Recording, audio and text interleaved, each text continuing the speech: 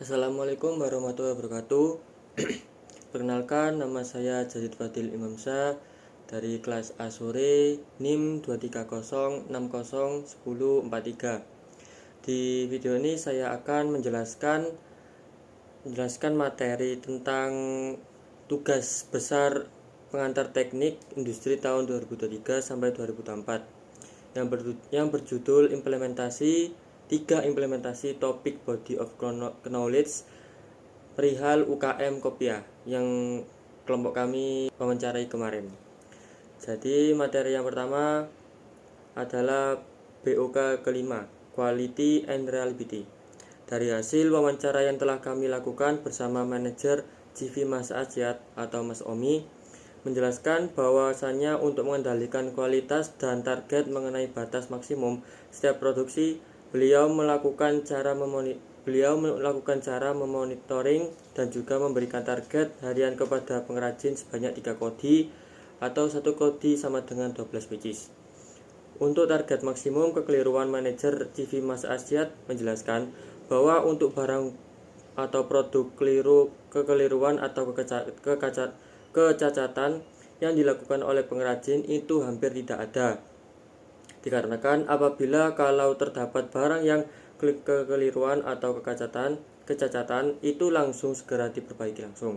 Semisal ada benang atau jahitan yang tidak benar, itu pengrajin langsung mengulangi atau membenarkan jahitan yang salah tersebut. Dari hasil penjelasan Mas Omi, kami berkelompok memiliki pendapat bahwasanya sebuah badan usaha bisnis baik dari tingkat bawah sampai tingkat atas itu tidak mungkin tidak memiliki barang defek yang tidak lolos pengamatan dari hasil produksinya. Jadi kami berkelompok sepakat untuk memberikan estimasi data atau filling data produk defek dari hasil produksi perharinya untuk mengisi data rekapitulasi produk defek. Selanjutnya adalah analisis hubungan sebab akibat penyebab produk defek atau outspec atau reject. Yang pertama, penyebab defek pada produk kopia. 1. Lalai dalam proses perakitan dan penjahitan kopia, mengantuk dan lelah saat bekerja, tidak fokus pada saat melakukan proses perakitan dan penjahitan kopia, alat potong gunting dan cutter tidak tajam, jarum yang tidak tajam, terdapat kerusakan atau problem pada mesin jahit, tergesa-gesa pada saat melakukan proses perakitan dan penjahitan kopia, posisi yang kurang nyaman saat melakukan proses perakitan dan penjahitan kopia, karyawan tidak fokus saat bekerja, benang tidak sesuai warna, pemotongan kain bludru tidak sesuai dengan ukuran desain, kurangnya pencahayaan ruangan yang diperlukan saat proses perakitan dan penjahitan kopia, ukuran ruangan yang kurang luas untuk bekerja, dan yang terakhir adalah ruangan penuh dengan barang-barang belum tertata. Selanjutnya, analisis hubungan sebab akibat penyebab produk defect, outspec atau reject.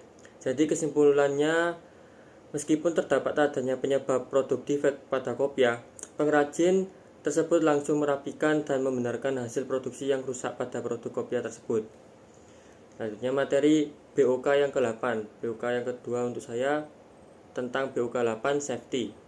Dari hasil kunjungan kami saat berada di daerah pengamatan, menurut kami keselamatan dan kesehatan kerja atau K3 yang dimiliki oleh perusahaan UKM Kopia CV Mas Ajiat ini bisa dibilang belum mencukupi untuk memenuhi standar K3 yang berlaku.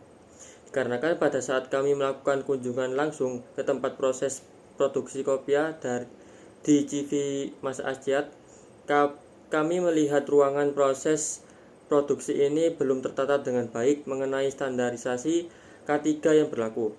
Seperti ruangan proses produksi belum tertata dengan baik, barang-barang masih banyak yang belum tertata dengan rapi, pencahayaan ruangan proses produksi yang kurang penerangan, belum adanya alat-alat darurat atau APAR, P3K dan lainnya untuk mengantisipasi suatu insiden, dan belum adanya tempat sampah yang layak untuk hasil sisa dari proses produksi ataupun lainnya.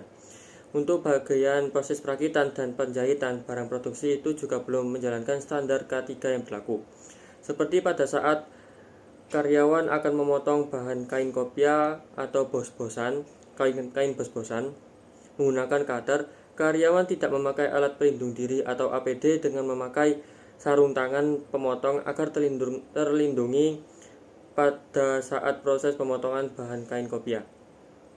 Kami paham kalau perusahaan atau UKM yang kami amati ini berada di rumahan, tetapi alangkah baiknya jika ada standarisasi K3 yang berlaku agar lingkungan kerja pada proses produksi ini berjalan dengan baik, rapi, dan nyaman, dan itu juga akan berdampak pada faktor pekerjaan pada karyawan.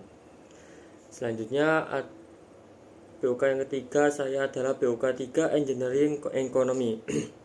Klasifikasi biaya tetap dan biaya variabel. Yang pertama, fixed cost atau biaya tetap. Biaya yang sifatnya tetap tidak tergantung dari besarnya produksi atau tenaga kerja, yang terdiri dari pembayaran tagihan listrik tempat Mas Ajiat, CV Mas Ajiat, pembayaran tagihan pajak bangunan tempat CV Mas Ajiat, yang terakhir pembayaran tagihan air tempat CV Mas Ajiat. Yang kedua, variable cost atau biaya variabel. Biaya yang bervariasi tergantung tingkat produksi, ukuran tenaga kerja, dan parameter lainnya,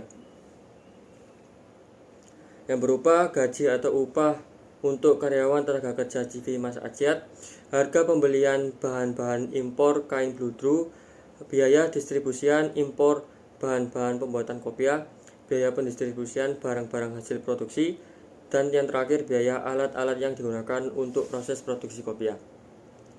Selanjutnya adalah penentuan umur ekonomis dan